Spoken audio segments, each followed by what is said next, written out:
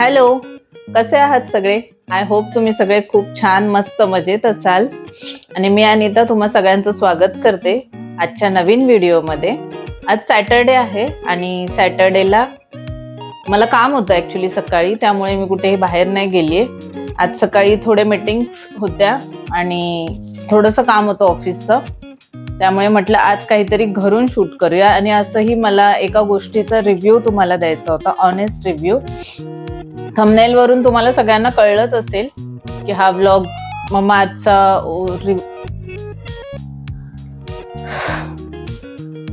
Thumbnail वरून तुम्हाला सगळ्यांना कळलंच असेल की हा मी व्हिडिओ ममाअर्थचा रिअल ऑनेस्ट रिव्ह्यू वरती करते.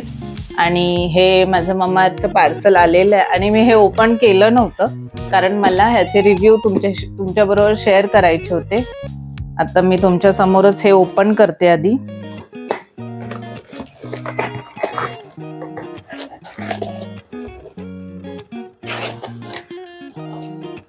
आणि त्याआधी मी हे सांगते की मला लॉकडाऊन मध्ये स्किनला खूप जास्त प्रॉब्लेम झाले होते, म्हणजे खूप जास्त पिंपल आले होते. ऍक्च्युली लॉकडाऊन मध्ये आपण सगळेच घरी होतो, त्यामुळे रोज नवीन नवीन डिशेस बनत होत्या. रोज काही ना काहीतरी वेगवेगळ्या प्रकारचे केक, तंदुरी, हे ते सगळं मसालेदार फ्राईज. मध्येच गारगी आली होती त्यामुळे मी बंद केलं व्हिडिओ. त्यामुळे लॉकडाऊन मध्ये रोज काही ना काहीतरी बनत होतं आणि ते सगळं खाऊन सगळं फ्राय केलेलं फूड आणि रोज वेगवेगळं मसालेदार तळलेलं असं सगळं खाल्लं होतं आणि त्याचा एवढा इफेक्ट स्किनवर झाला होता. माझी ऑलमोस्ट असं कुठेही एक जागा नव्हती की जिथे पिंपल्स नाहीयेत. आता जर मला फोटो भेटला एखादा तर मी स्क्रीनवर ऍड करेन, बघते मी आहे का. पण त्यावेळी मी त्याच्यानंतर कुठल्याही डॉक्टरकडे गेली नव्हती किंवा मी कुठेही अशी ट्रीटमेंट वगैरे घेतली नाही, कारण मला मेडिसिन्स खायला खूप जास्त त्रास होतो. म्हणजे इवन मी ज्या विटॅमिन्स घेते ते पण मला असं खाताना खूप जास्त त्रास होतो, त्यामुळे मी मेडिसिन वगैरे नाही घेत शक्यतो. आणि तेव्हाच मग मी ममाअर्थचे प्रोडक्ट्स ट्राय करायला सुरुवात केली. सुरुवातीला 1-2 प्रोडक्ट ट्राय केले, त्याने मला एवढं नाही वाटलं. पण मग थोडंसं मी स्वतःच स्टडी केला की पिंपल्स वरती काय असलं पाहिजे काय नाही, आणि मग त्यानुसार मी प्रोडक्ट सगळे ऑर्डर केले. आता त्याच्याबद्दलच मी तुम्हाला सांगणार आहे. आणि सगळ्यात आधी तुमची स्किन ही बाहेरून तुम्ही काहीही लावा किंवा कितीही त्याच्यावरती ट्रीटमेंट करा, काहीही करा, पण जोपर्यंत तुम्ही आतून हेल्दी खात नाही किंवा हेल्दी तुमच्या सवयी नसतील तर तुमची स्किन कितीही तुम्ही प्रयत्न केले तरीही व्यवस्थित राहू शकणार नाही. जसं की तुम्हाला पाण्याचा इंटेक खूप जास्त ठेवला पाहिजे, शक्य तेवढं पाणी जास्त पिलं पाहिजे, तरच तुमची स्किन हायड्रेट राहू शकते. माझी स्किन खूप जास्त ड्राय आहे. म्हणजे थंडी अजून मुंबईत तेवढी वाटतही नाही, तरीही माझ्या स्किनला एक दिवस जरी मी असं फेस वॉश नंतर मॉइश्चरायझर नाही लावलं तर खूप जास्त ड्राय होते. त्यामुळे मला खूप जास्त काळजी पण घ्यावी लागते. तर पाण्याचा इंटेक जास्त ठेवा, ऑइली तळलेलं खूप कमी खा, कारण हे सगळं पटकन तुमच्या चेहऱ्यावरती दिसतंच, स्किनवरती. आणि पाण्याचा इंटेक जास्त असल्यामुळे तुमचं पोट चांगलं साफ होतं, आणि पोट साफ असेल तर पिंपल्सचा वगैरे त्रास खूप कमी होतो. आणि सगळ्यात महत्त्वाची टिप म्हणजे व्यवस्थित झोप घ्या. झोप जास्त असणं खूप गरजेचं आहे. झोप जर तुमची 6, 7, 8 तास जेवढी तुमची रिक्वायरमेंट असेल तेवढी झोप नाही झाली तरीही तुमचे सगळे ब्रेकआउट्स, पिंपल्स सगळे चेहऱ्यावर येतातच. तर ह्या सगळ्या काळजी घ्या तुम्ही. आणि त्यानंतर तुम्हाला सूट झाले तर हे प्रोडक्ट नक्की ट्राय करू शकता तुम्ही. हे सगळ्यात पहिलं प्रोडक्ट मी दाखवतेय.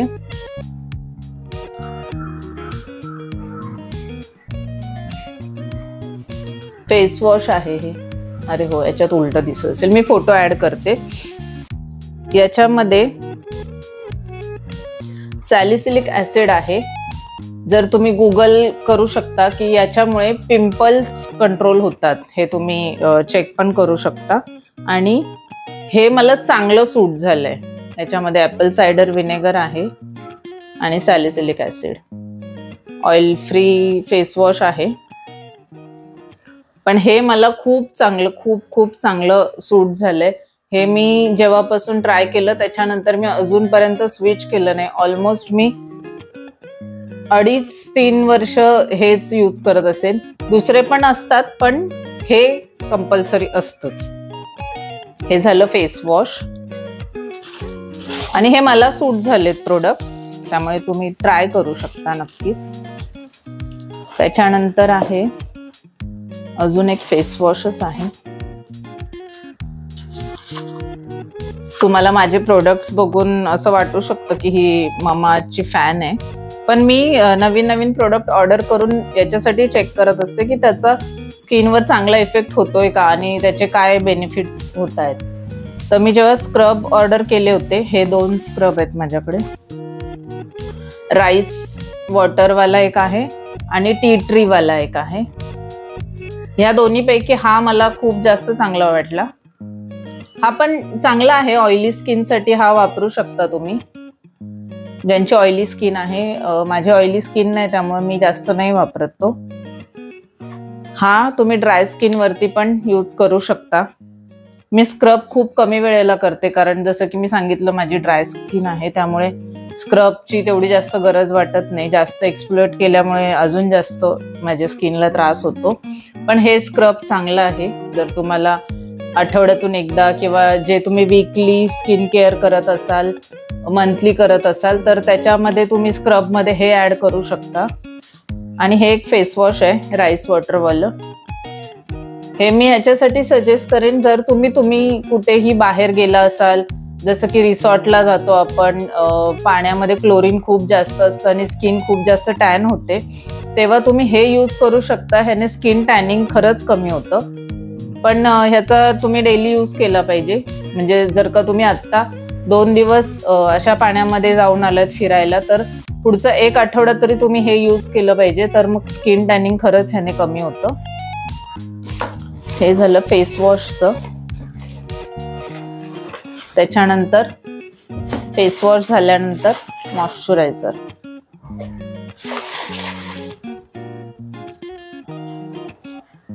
मी हे मॉइश्चरायझर वापरते, हे चांगलं सूट होतंय मला, राईस वॉटरवालं. आणि त्याच्यासोबत मी हे पण वापरते, बीटरूटवालं मला आवडलं, मी ट्राय केलं होतं, पण आता हे पण मी ऍड केलंय.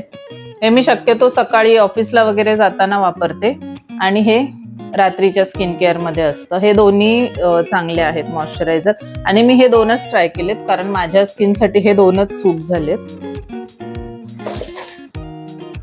मॉइश्चरायझर नंतर एक खूप मॅन्डेटरी स्टेप असते, ती म्हणजे सनस्क्रीन. सनस्क्रीन मध्ये मी 2च ट्राय केल्यात. एक ही आहे विटॅमिन सी डेली ग्लो टर्मरिकची आहे आणि हीच मी कंटिन्यू केली. माझ्याकडे राईस वॉटरची पण होती, आता नाहीये ती पण चांगली आहे, पण त्याच्यापेक्षा ही मला बेटर वाटली. याचं खूप जास्त स्मूथ आहे, अशी जास्त लेअर आहे तसं वाटत नाही, त्यामुळे मला ही आवडली आणि ही मी डेली वापरते, ऑलमोस्ट संपत आली. सनस्क्रीन आणि मॉइश्चरायझर ह्या 2 स्टेप खूप महत्त्वाच्या आहेत जर तुम्हाला रोज स्किनची काळजी घ्यायची असेल तर. आणि त्याच्या व्यतिरिक्त तुम्ही एक सिरम यूज करू शकता. सिरम आहे, मी इथे फोटो लावेन, आता माझ्याकडे नाही आहे कारण ते आउट ऑफ स्टॉक होतं. मी 2 वेळा ट्राय केलं ऑर्डर करायला, पण ते नाही मिळालं. राईस वॉटरचं एक सिरम येतं, फेस सिरम, त्याने पण तुमचे पिंपल्स आणि टॅनिंगसाठी खूप जास्त मदत होते. ते पण तुम्ही ट्राय करू शकता. म्हणजे ते तुम्ही तुमच्या वीकली जे तुमचं हे असेल स्किन केअर त्याच्यामध्ये नक्की ऍड करू शकता. जेव्हा तुम्ही स्क्रब करता, वाफ घेऊन स्क्रब करून नंतर एखादा फेस मास्क लावून जेव्हा ते सगळं रिमूव्ह कराल त्याच्यानंतर ते तुम्ही ऍड करू शकता. आणि आठवड्यातून जर का तुम्हाला जास्त स्किनमध्ये प्रॉब्लेम असेल, म्हणजे पिंपल्स, डार्क ते सगळं असेल किंवा डार्क सर्कल असतील, तर ते सिरम तुम्ही आठवड्यातून 2 किंवा 3 वेळा वापरलं पाहिजे. आता सध्या तर मी एकदाच वापरते, पण सध्या माझ्याकडे नाहीये तर मी त्याचा फोटो नक्की ऍड करेन. आता हे स्किन बद्दल झालं. स्किनसाठी मी एवढंच वापरते. आणि हो, मी हे पण सांगते की स्किनसाठी मी कधीही पार्लरमध्ये गेलेली नाहीये. म्हणजे लास्ट मी एक 7-1 वर्षापूर्वी फेशियल करायला गेली होती, ते पण माझ्या भावाच्या लग्नात. त्याच्यानंतर मी आजपर्यंत चेहऱ्यासाठी काही पार्लरमध्ये करत नाही.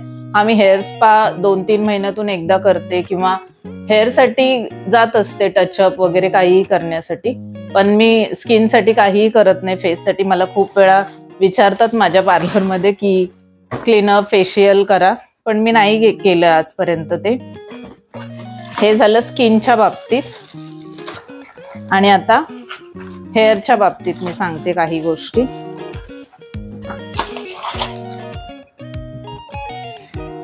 हेअरसाठी एक शॅम्पू, कंडिशनर आणि जे नंतर तुम्ही हेअर सिरम वापरता ते.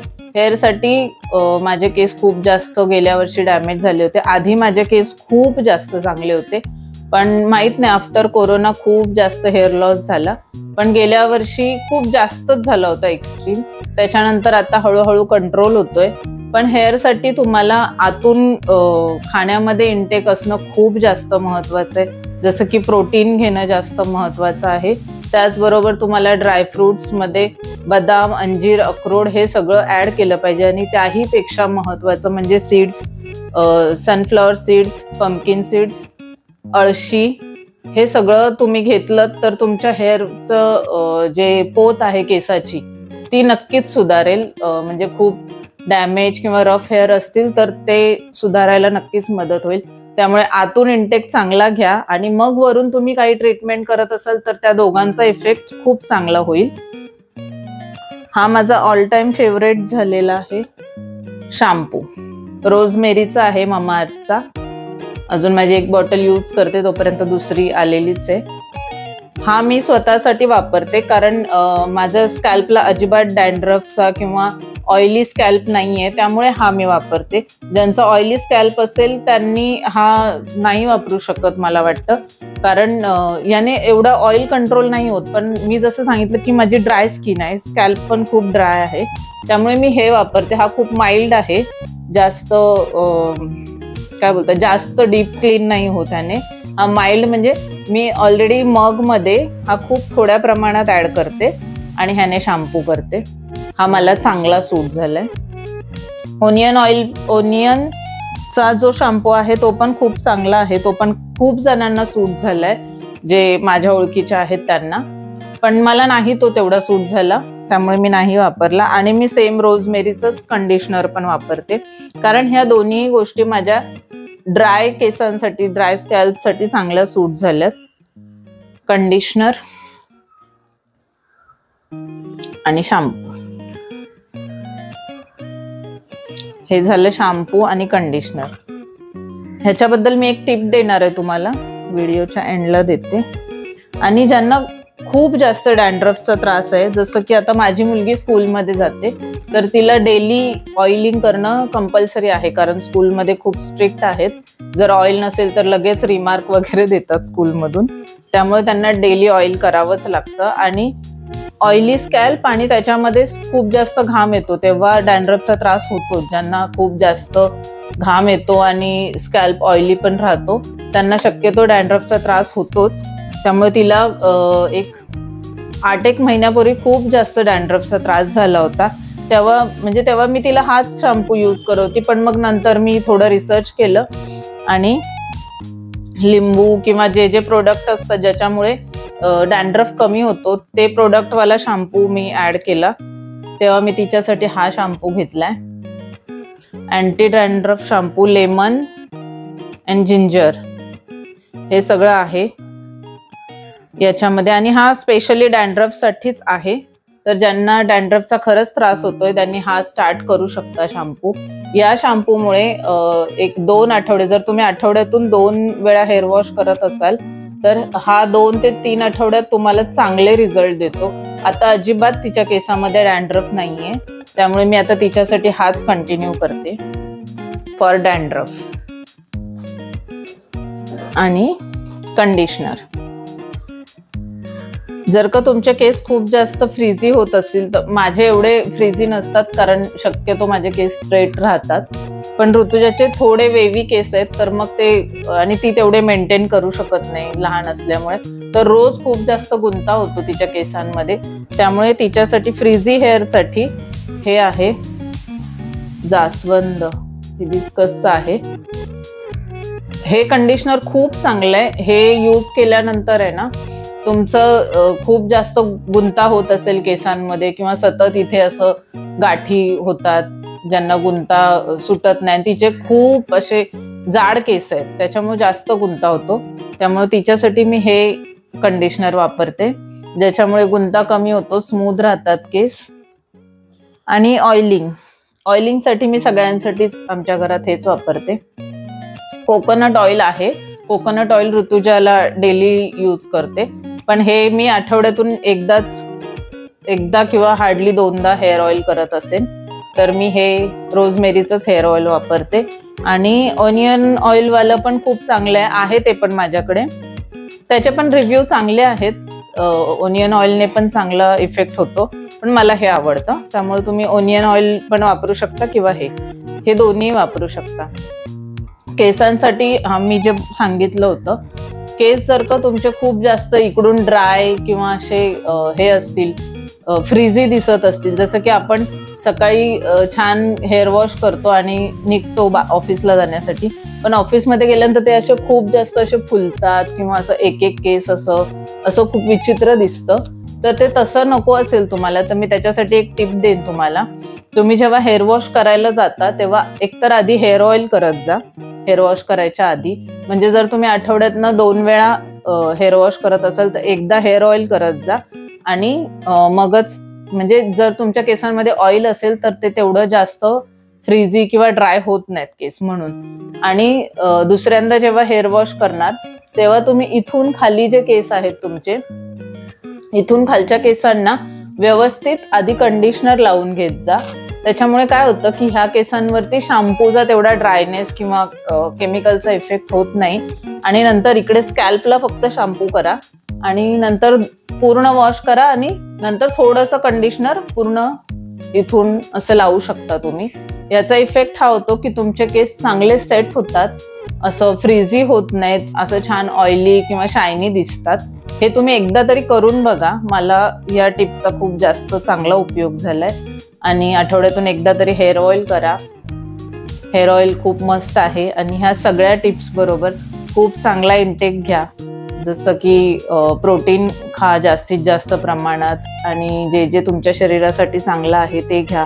पाणी खूप जास्त प्रमाणात प्या. आता हे सगळ्यांनी सांगितलेलं आहे, त्यामुळे मी अजून एक्स्ट्रा काही सांगण्याची गरज नाहीये.